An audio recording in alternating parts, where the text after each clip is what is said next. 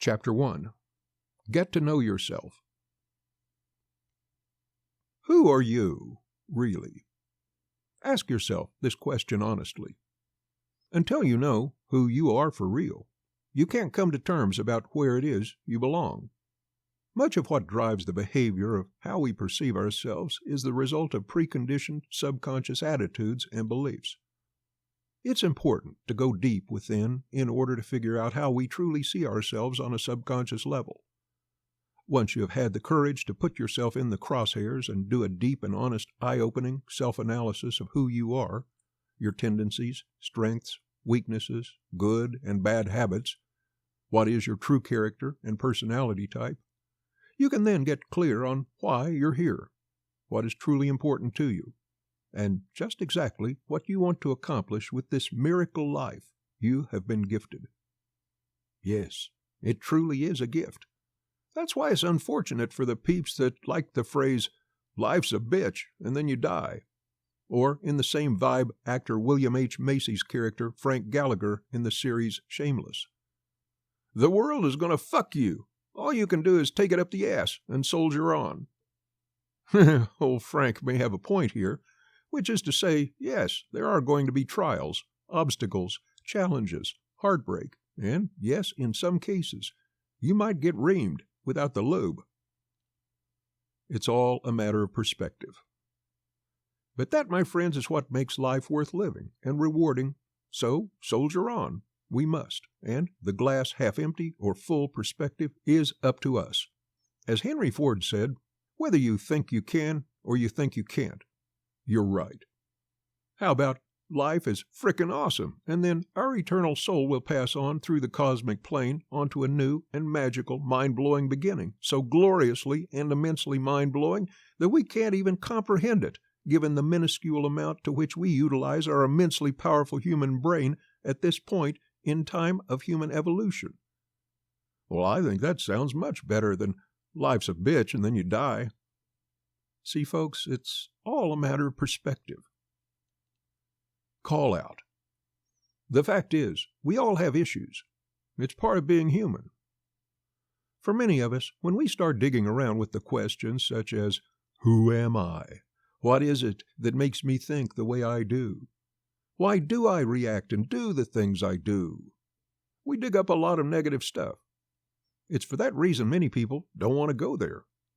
The fact is, we all have issues. It's part of being human. You need to have the courage to go deep within and examine all your strengths and weaknesses and develop a strategy for where you can improve. When asking yourself the question, who am I, and what is it in life that will truly make me happy and define my definite purpose, think to yourself, what would you be if you knew? All obstructions in your way would be removed. All the cooperation you need will materialize. And you can't possibly fail. If you were on a date or a job interview, how, in a minute or less, would you describe yourself? Strengths and weaknesses. Ask the question, what matters to you?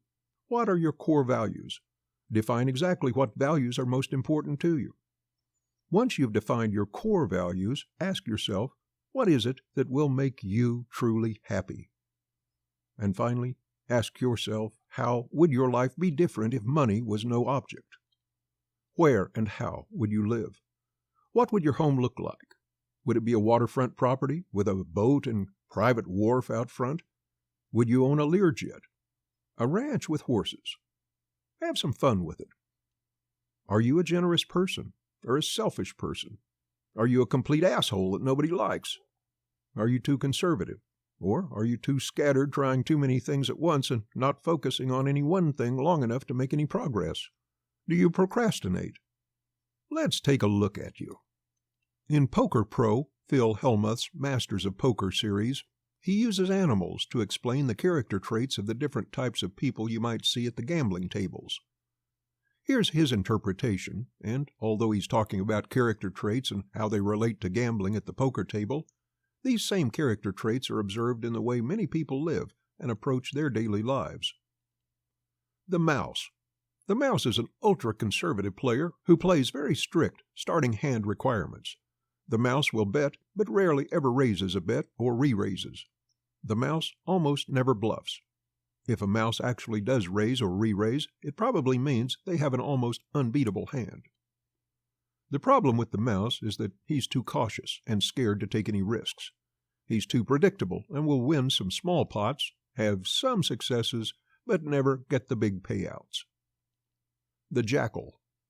This type of player plays a lot of cards and bets and raises with abandon. He's the direct opposite of the mouse. The jackal's chip stack often resembles a roller coaster ride, as it will climb when he has great cards and then falls back to near nothing when he has a string of bad cards. They play loose and bluff with trash hands. They have the potential to win some big pots, but will never keep them because of their reckless play. The elephant.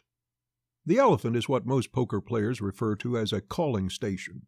The elephant has loose starting hand requirements, and so he plays in a lot of pots. As a result, he ends up in a lot of hands that he or she has no chance of winning.